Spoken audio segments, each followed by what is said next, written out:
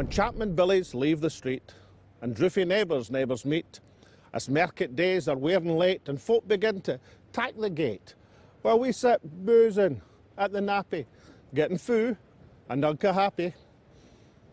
Welcome to the Alex Salmond Show, and the opening lines of Robert Burns' epic poem in Scots, Tam O'Shanter, a tale of witches and warlocks, ghosts and ghoulies, with some reflections of life and the afterlife thrown in for good measure. This is Burns Night, and today all Scots and friends of Scotland worldwide are celebrating the works of Caledonia's bard Robert Burns, Scottish nationalist and internationalist, the poet of the common man, whose verses and love songs have been an inspiration for people as diverse as Abraham Lincoln to Bob Dylan. There are more statues to Robert Burns than to any other non-religious figure, with the sole exceptions of Queen Victoria and Christopher Columbus. This one here in Victoria Embankment Gardens in London is absolutely splendid. But if you're watching down under, I like this one in Victoria, Australia, or in New York, this one in Central Park. Meanwhile, back home in Ayrshire, there is this impressive monument in Alloway. That's where Tam O'Shanter barely survived his encounter with the Devil's Legions. Now, today's show, by popular demand, features Burns aplenty, but we'll also be speculating on whether the House of Lords is about to deliver a blow to the government's plans to exit from Europe. So first, while Europe's eye is fixed on mighty things, the fate of empires and the fall of kings, while quacks of state must each produce his plan, and even children lisp the rights of man, amid this mighty fuss, just let me mention, the rights of women merit some attention. So over to Taz. Ryan Joseph Burns, singer, songwriter and composer. Yes. Yes. Yep. Welcome to the Alex Salmond Show. Thanks very much. Thanks for having me. Lovely to see you. Now, we are having a Burns special, of course, today, Burns and Brexit special, and he is your namesake, of course, but we'll come on to that in a minute because I want to know if you're related. But give us a bit of your background first, Ryan. I'm a musician from Glasgow, as you said. My dad is the artist Gerard Burns. He's also a musician though, so I kind of grew up listening to him play, and I just enjoyed playing guitar. My dad taught me how to play 4 chords when I was about 5, and in my family everyone kind of sings. So yeah, I grew up basically surrounded around music, in a musical family. Yep. Yeah. And of course, you've all been involved in your latest project, which is Burns on Burns. But I have to ask you the question, Ryan: are you related to the bard himself? I honestly would love to say yes, and I do say yes a lot, but no. Oh, you do say yes, but it's not. Oh, no, it's nice sometimes, especially when you're in maybe like the States or something, you get people telling you their grandfather's Scottish or something, or they're more Scottish than you, so they ask, Burns, are you related? And it's nice sometimes to just go, yeah. That's the great things about Burns Night, of course, that it's celebrated internationally, and the US love Burns and love to find any kind of Scottish ancestry. I mean, there's 20 million Scots living in the USA, so I'm sure if you were to go there with your latest project, it would be a massive hit. So first of all, you've got an album out called Absence, which is doing really well. Yeah, it's a slow burner, but it's I was really busy last year, so I didn't actually get to tour it. So yes, that's nearly a year. Now, of course, you must perform at Burns Suppers, and it is the season, and a lot of us are involved in doing the replies and the toasts and the immortal memories and the songs as well. But you obviously now have taken that to another level. In fact, last night you released online the 5. You've chosen 5 Burns songs. Yep. So there's 5. And what are they, and how did you choose them? So there's A Phone Kiss, A Red Red Rose, A Man's a Man for All That, which I've called Is There for Honest Poverty. And they, of course, and they already have sort of traditional music, so you've stuck to that, maybe given your own take on it. Yeah, there's maybe a rhythmic change or maybe a slight arrangement change, but the melodies, the core melody itself is still there. Now, you write songs, of course, yourself, so in that respect, when performing Burns, you must take on board the lyrics and understand the thinking behind the amazing writing of Bradby Burns. What would you, as a young man and someone who composes yourself, what's your take on him? I write love songs as well, and every now and again you'll get one line in a song where you're like, I've got it, that's a great, you're proud of yourself. So one of my songs is Absence, and I won't go into it, but I think the chorus in that song I was really proud of, and then you read Robert Burns's poetry or songs, and you're just like, so he did that, what, 300 years ago, and I don't think anyone really yet has expressed love in that way. Again, I think it's, there's just some imagery in his songs where I just can't see past it. It's just amazing stuff. Obviously, it says a lot about Burns and his eternal currency, that what he wrote so many hundreds of years ago still bears resonance and is credible and current today. Yeah, I absolutely agree with that. Yeah, well, we look forward to hearing. Obviously, you're out online. I don't know how you wonderful musicians make any money, because you put all of it's all out there for people to download, but I hope they do, and I hope they listen to your work, and our viewers will too. Yeah. So, Ryan Joseph Burns, thank you very much. Thanks for having me. Now over to Alex with your tweets, emails and messages. Alex, anything in about the Bard himself? Oh, sure is, Taz. This is the Robbie Burns special. From Graham, for example. Just a wee request for next week's show, Alec and Tasmina. A blast to Sheena Wellington singing A Man's a Man for All That. Well, Graham, Sheena was on our Christmas and our Hogmanay shows, but I'll have a wee word with Ryan for the end of this show. And then Stewart Hill says, great show, guys, just getting better and better. Innovative and informative. Oh, and you listen without constantly interrupting the guests. Yeah, I'll leave the interrupting to Tasmina. Hazel McDonald says, really interesting. Enjoyed the show very much. Good to hear the dreadful situation in Yemen discussed. This was one of a large number of messages about the show and international development, and in particular the interview with Andrew Mitchell and with Oxfam. David Barry Grieve, for example, says some wealthy people don't want to help repair damage done by empires and help poorer people get at least some of the respect they deserve as human beings. And on that same subject of respect, David and Rebecca from Canada emailed to say, I know the UK impact on international communities, sown by greed or arrogance, the drive to westernise seeds destruction of individual, culture and environment. It's respect, not aid, that's needed. And Graham Hobson has a couple of tweets. Watched yesterday's show this morning, disturbed the Andrew Mitchell interview.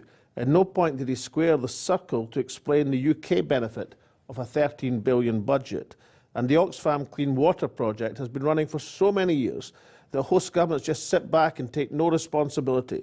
Andrew Mitchell may talk a good outcome, but in reality these problems never get solved.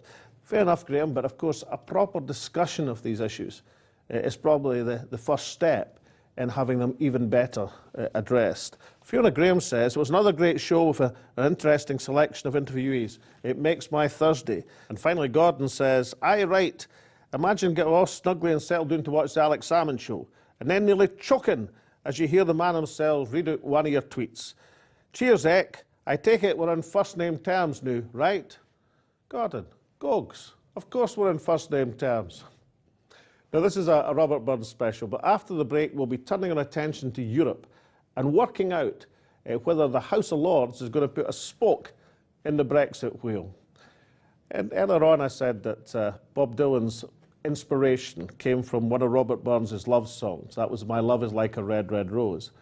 In my opinion, it's not his greatest love song. A Fond Kiss is that. So take it away, Ryan.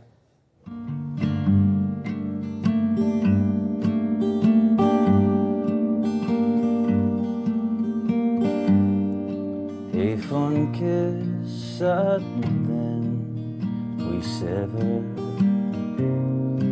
A farewell lasts forever. Deep in heart-wrung tears I'll pledge thee. War and sighs and groans I'll wage thee.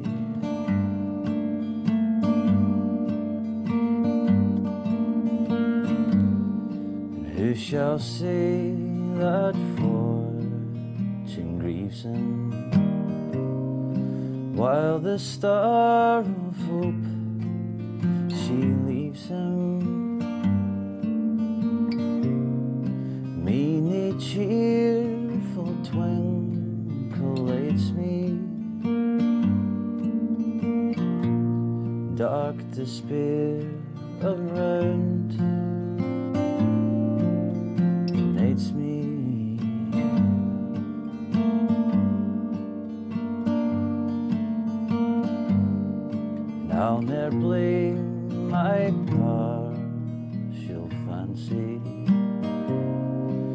Nathan could resist my Nancy, but to see her was to love her, love but her and love forever.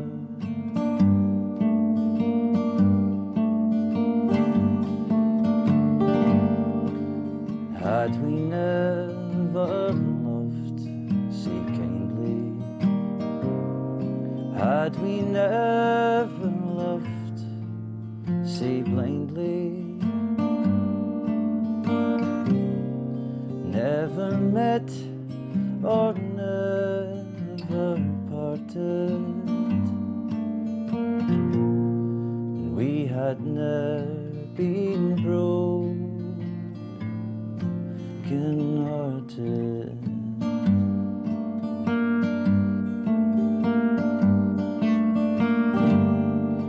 Fare thee well, my first and fairest, fare thee well, my best and dearest. Thine be ilka joy and treasure, peace, enjoyment, love and pleasure.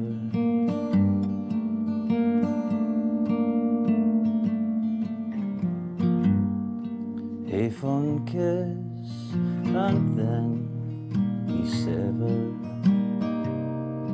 a farewell lass forever. Deep in heart-wrung tears I'll pledge thee, war and sighs and groans I'll wage thee.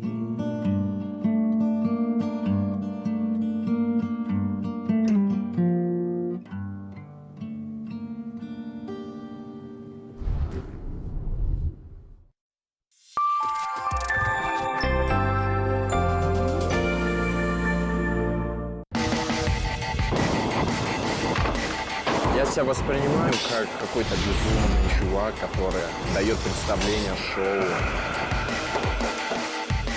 Я придумал трассу, я начинаю бояться и продумывать всевозможные варианты моего срыва, падения. Благодаря этому страху я могу просчитать все. Тихо, не сатай, не сатай.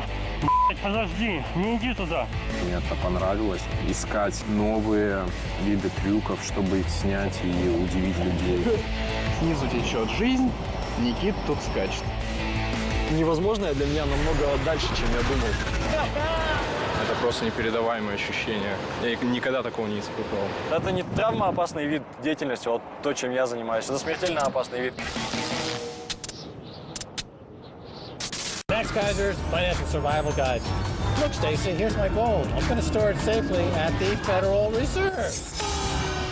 Are you sure it's still there? Are you going to get it back? Oh, heck yeah. Oh, heck no. What's this, a repatriation scheme? What do we get the rest, in 7 years? Don't let this happen to you. Watch Kaiser Report.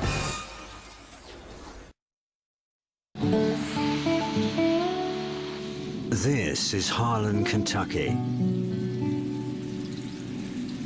Old Harlan used to be a booming place. You could walk down the street, find anything you wanted.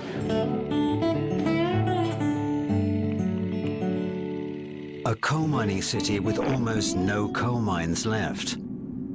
The jobs are gone. All the coal mines are shutting down. That was our lifeline. These people are survivors of a world disappearing before their eyes. I remember thinking when I was younger that if anything ever happened to the coal mines here, that it would become a ghost town. But I never thought in a million years I would see that, and it's happened. It's happened.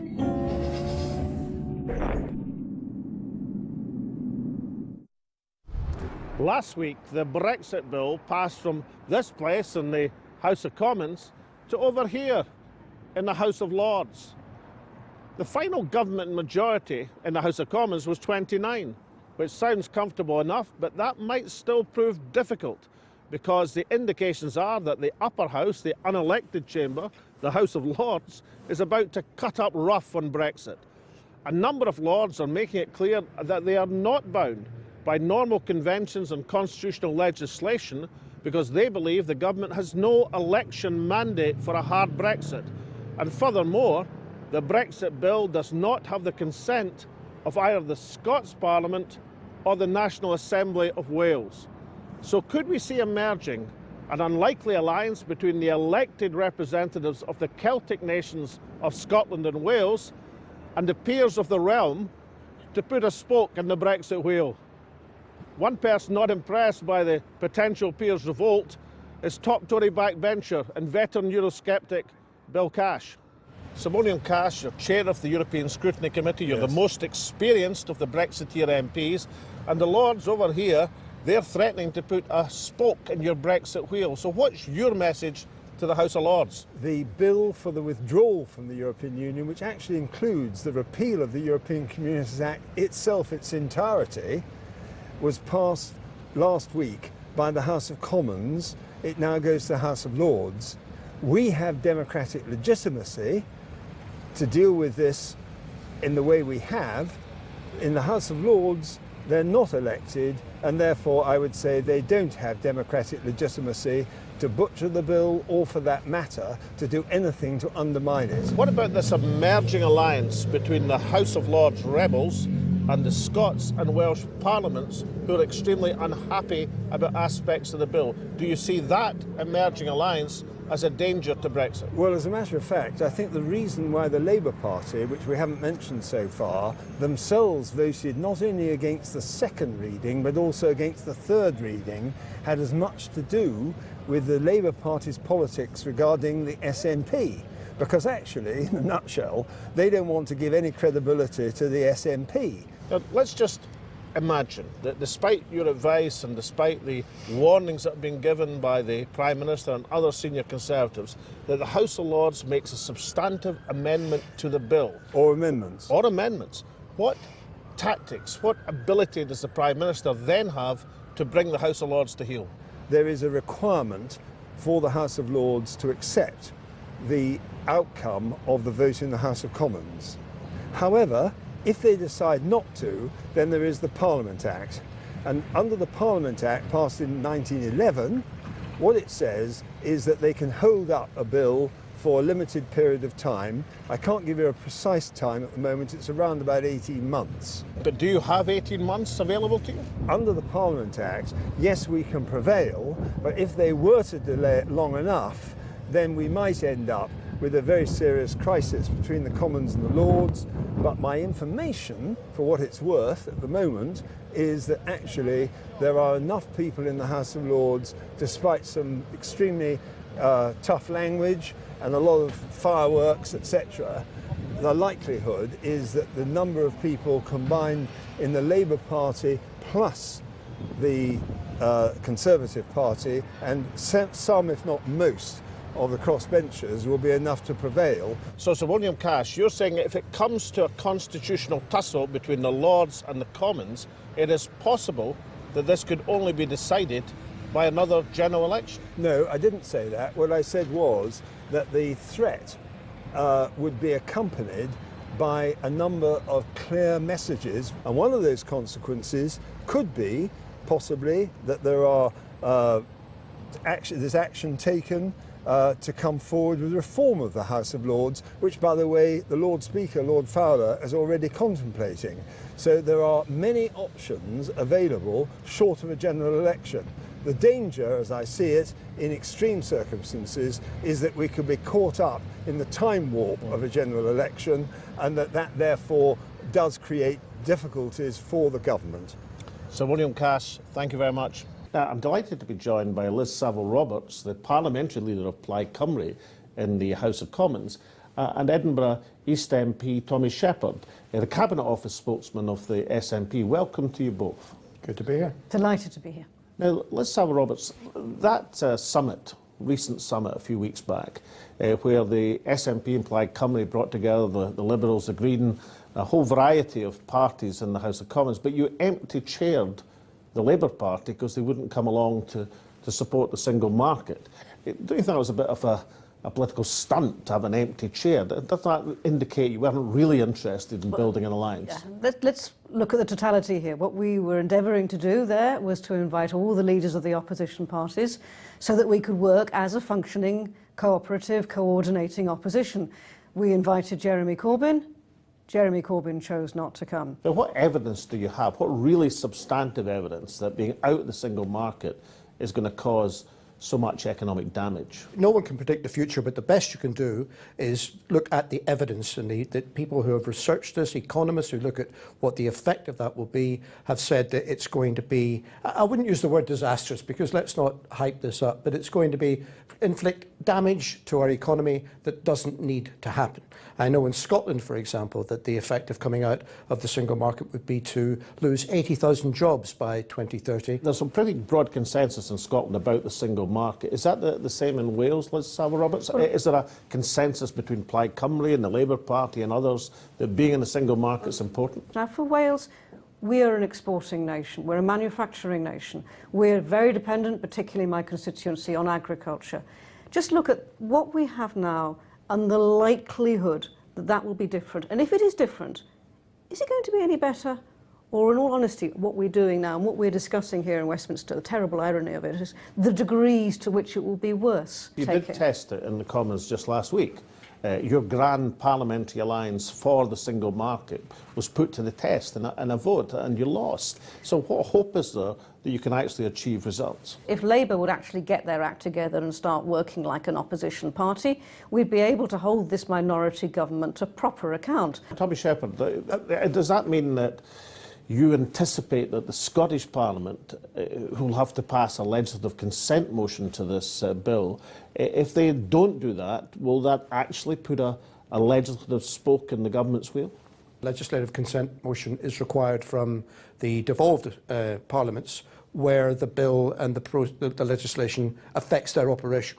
So obviously a lot of discussions have been going on about the effect of this on devolution, and we haven't yet got an agreement. In fact, the Secretary of State has reneged on promises to bring forward amendments this month. So we wait to see what the Secretary of State for Secretary of State for Scotland he promised in a direct answer to me in the Chamber last month. He promised that they would bring forward amendments to the bill at the report stage. You didn't believe him, did you?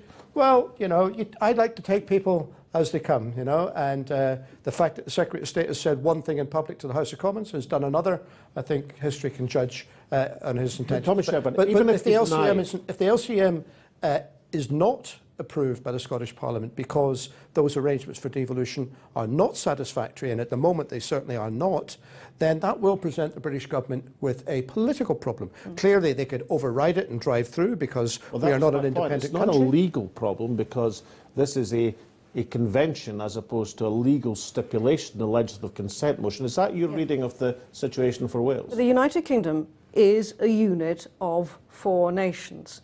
What we see in this instance is one of those 4 nations actually putting itself in a position and choosing to put itself into a position to be able to say to the others, you do X, Y and Z.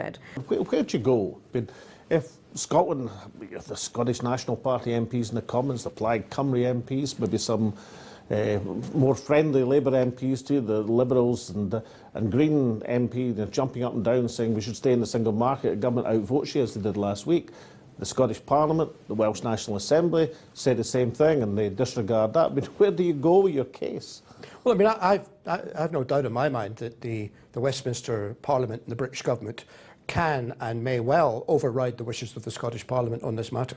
That is a consequence of Scotland not being an independent country, and it's precisely why we want the powers of a normal country to be able to decide these matters for ourselves. But if they do override it and show contempt to the views of those elected parliaments in the nations of the UK, then I think they jeopardise the settlement itself. And at some stage, the Scottish people will be given an opportunity as to whether the settlement that this government is negotiating on Brexit is the United Kingdom they wish to remain part of, or whether they would prefer to take back control and negotiate matters for themselves. Saville-Roberts, do you see in these circumstances of the National Assembly in Wales, the Scottish Parliament saying no to a hard Brexit, that you might have recourse to the House of Lords? We look for sense wherever we may find it and whatever organisations we may find it. But Tommy Sheppard, I mean, this is Burns night. I mean, and Robert Burns, the poet of the common man and internationalism, you're not going to tell us on Burns night that the Scottish National Party are going to rely on the House of Lords to give you the political clout to stop the government? We're not relying on the House of Lords at all, Alec. And I mean, for some of your viewers may not know, but of course Britain is one of the few countries in the world where a majority of the parliamentarians are not elected. It's because there's more people in the House of Lords than there is in the House of Commons. The House of Lords, the upper house, as they sometimes describe it, is, stuffed full of appointed aristocrats who represent no one, who are accountable to no one. So that's correct. But they can throw it. I mean, that's why we don't take part in it. But if they can throw a technical spoke in the government's wheels, then I will be applauding them in doing that. I would much rather, though, that we had an elected second chamber that represented the people rather than one that represents the aristocracy. The House of Lords might look at the government's lack of mandate from the general election for the type of Brexit they seem moving towards. They'll look at what happens in Scotland and Wales, the absence of an assembly in Northern Ireland at the present moment, and feel that is legitimate indication that the government's bill could be stopped. Do you think that's a serious possibility? Well, I think they certainly should consider that. And in fact, even going back before that, they should consider whether or not what's happening reflects the mandate of the people in June 2016 when they voted in the Brexit referendum, because leaving the customs union, leaving the single market, turning our backs on all things European was not on the ballot paper. People voted to leave the EU, not to have the hardest of hard Brexits that the Tories want to take us through. Looking at the state of play in the negotiation, what is your assessment from a Scottish perspective of how the government's proceeding? Well, I think it's a pretty dire report card, really, in terms of what the government's done in, what is it, now more than 18 months since the Brexit referendum. And we still are no clearer as to what life's going to look like after Brexit and what it's actually going to mean. And Liz, from a Welsh perspective, haven't the interests of Wales been taken into account as the government has pursued these negotiations with Europe? Until the EU negotiation starts, say on agriculture, on fishery, all these other Brexit measures that we're expecting, Brexit bills that we're expecting, until we know what the EU's position is going to be, we can't really start putting these bills forward here. Liz Saville-Roberts and Tommy Sheppard, thank you so much for the interview. Now, some good news. Before you go, you're entitled to the Quaich, the loving cup in Gaelic, the cup of kindness. And on Burns night, what could be more suitable than presenting a Quaich to you both? Thank you. Diolch yn fawr. Thanks, Alex. Thank you. What, I wonder, would Darby Burns have made of Brexit? Well, on the one hand, as a convinced internationalist, he would have been leery of Eurosceptic arguments against foreigners.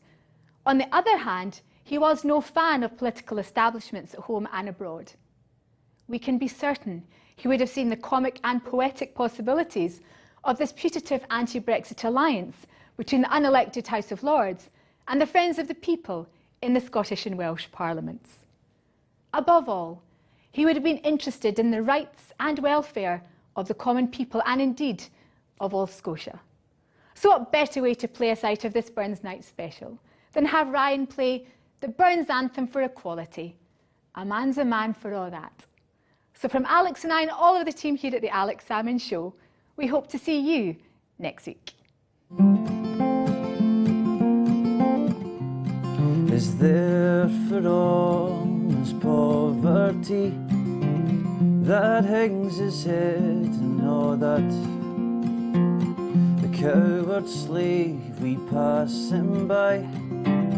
We dare be poor for all that. For all that and all that. Our toils obscure and all that. The rank is but in the guinea stamp. A man's the guide for all that. But though on Hingley fair we dine, where that. He fills their silks and leaves their wine. A man's a man for all that.